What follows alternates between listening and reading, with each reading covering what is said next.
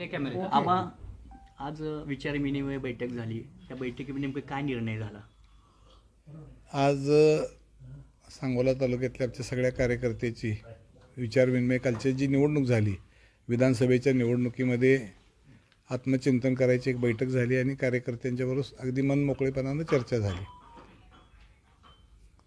या निवडणुकीमध्ये सुरुवातीपासूनच तसं प्रचाराची सगळी आघाडी आम्ही घेतलेलीच होती आणि निवडणुकीच्या निकालानंतर थोडंसं आम्ही आश्चर्यचकित झालो की 51,500 मतं पडली आणि 3 नंबरवर आम्ही त्या ठिकाणी आलो.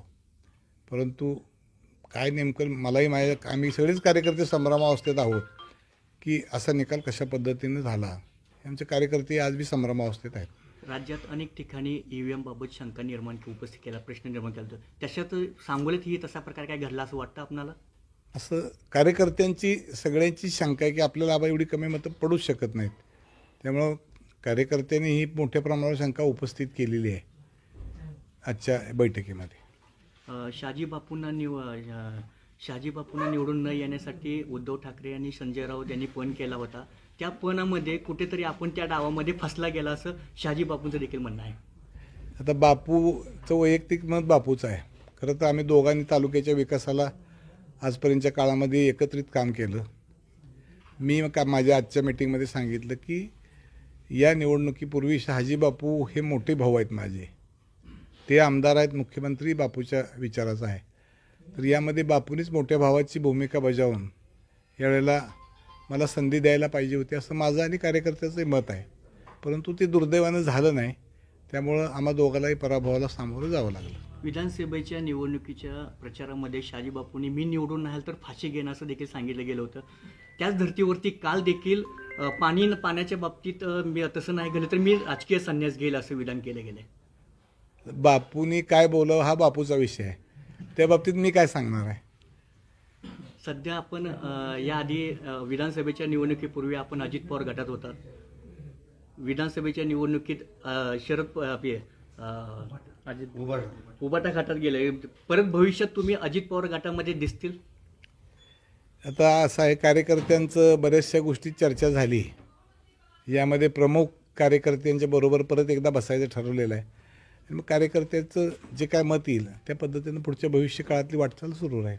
येणाऱ्या स्थानिक स्वराज्य संस्थेच्या निवडणुकीबाबत आपण शिवसेना कुठेतरी पाहायला भेटेल शिवसेना माध्यमातून? येणाऱ्या स्थानिक स्वराज्य संस्थेच्या निवडणुकीच्या बाबतीमध्ये कार्यकर्त्यांचंही मत असं होतं की बाबा कुठंतरी आपण या तालुक्याचा सुरळीत लागलेला गाडा थोडासा असमन्वयतेमुळे बिघडलेला आहे. तर भविष्य काळामध्ये तशा पद्धतीनं ते जुळवून घेऊन आपल्याला पुढं कसं जाता येईल असा कार्यकर्त्याचा सूर होता. त्या पद्धतीनं भविष्यात विचार करू आम्ही.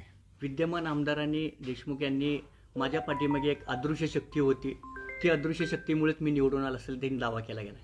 आता बाबासाहेबांनी त्यांच्या विजयाचं काय गणित आहे ते त्यांनाच माहिती. त्यामुळे त्या बाबतीत मी काही बोलू शकत नाही. फक्त आमच्यातला असमन्वय हा तसा बाबासाहेबाला फायद्याचा ठरला. नाहीतर आम्ही एकत्रित असतो तर 1,60,000 100% आमची आहेत आणि एवढ्याच मतांनी बाबासाहेबांना तसं नकार. शहाजी बापूंना त्याचा पश्चाताप होतो होतो की नाही बापूलाच माहिती, मला कसं माहिती. पण कार्यकर्त्यामध्ये दुसरी चर्चा सुरू झाली की आबा आणि बापू परत एकत्र यावे. तुम्ही दोघं परत एकत्र येणार आहात ते काय? बैठकीत तुम्ही संकेत दिले. कार्यकर्त्यांची इच्छा आहे की बाबा कुठेतरी हे परत तुमचं जय वीरूची जोडी एकत्रित आली पाहिजे असं कार्यकर्त्यांचा आग्रह आहे. त्या हिशोबाप्रमाणे भविष्यात काही प्रयत्न होऊ शकेल. धन्यवाद. एकच माझा प्रश्न आहे. काल बाबासाहेब देशमुख यांना भेटून आले फडणवीसांना. तर ते फडणवीसांना भेटल्यानंतर त्यांच्याबरोबर गोरेसुद्धा होते. खासदार केला आहे त्यांच्या काही लोकांनी भाजपचा इथं प्रचार केलेला होता आणि आता ह्यांची ही भेट. त्यामुळं असं एक चित्र आणि अशी एक चर्चा आहे मतदारसंघात की बाबा तालुक्यात भाजपला पाठिंबा देतील आमदार, अशी एक चर्चा आहे. आता तुम्ही म्हणताय तसं ते फोटो मी बघितला. पण बाबासाहेबांनी निवडणूक लढवताना महाविकास आघाडीतला घटक म्हणूनच त्यांनी पवारसाहेब, तुमचे राहुल गांधी या सगळ्यांचे फोटो लावूनच त्यांनी निवडणूक लढवलेली आहे. आणि त्यांचं ती शेतकरी कामगार पक्ष हा पुरोगामी विचाराचा पक्ष आहे. पण मला एक आश्चर्य वाटलं की बाबासाहेबांचे सगळे निवडणुकीचे आमदार झाले तर सगळ्यांच्याबरोबर फोटो आले, पण पवार साहेबांना काही ते भेटलेले फोटो काय मला बघायला मिळाला नाही. महाविकास आघाडीत बिघाडी झाली असं तुमच्या बाबतीत तुम्ही सांगितलं आता स्पष्ट. महाविकास आघाडीत महाविकास आघाडीनं माझं काम केलं नाही असं तुम्ही स्पष्ट. हो. आता हे बघा, महाविकास आघाडीतली ही जागा शिवसेनेच्या वाट्याला आलेली आहे. शिवसेनेनं मला उमेदवारी दिली, तर दुसरी महाविकास आघाडीतनं उमेदवार व्हायलाच नाही पाहिजे होता. त्यामुळे महाविकास आघाडीनं माझ्यावर अन्याय केलेला आहे आणि जाहीर सभेतच सांगितलेलं आहे. ज्यांनी हे 2 टप्पे दोन्ही डिग्रीवर हात ठेवला त्यांना हा जाब विचारला पाहिजेच आपल्या मतदारांनी. आता तुमच्या वतीने आपण जाब कोणाला विचारायला पाहिजे? जे कोणी बाबा यांना हे दिला, जे जबाबदार आहेत त्यांची चर्चा इथं झालेलीच आहे. भविष्य काळामध्ये काळ ठरवेल ह्या सगळ्या गोष्टी कशा आहेत. आता काय वेगळा विचार आहे का राजकीय? आता कसं म्हणजे पुढची वाटचाल कार्यकर्त्यांच्या आग्रहानुसार भविष्य काळातली वाटचाल केली जाईल, एवढंच मी या निमित्तानं सांगतो. आणि तुम्हाला भविष्य काळातलं चित्र सांगोला तालुक्याचं जरा वेगळं दिसेल. धन्यवाद.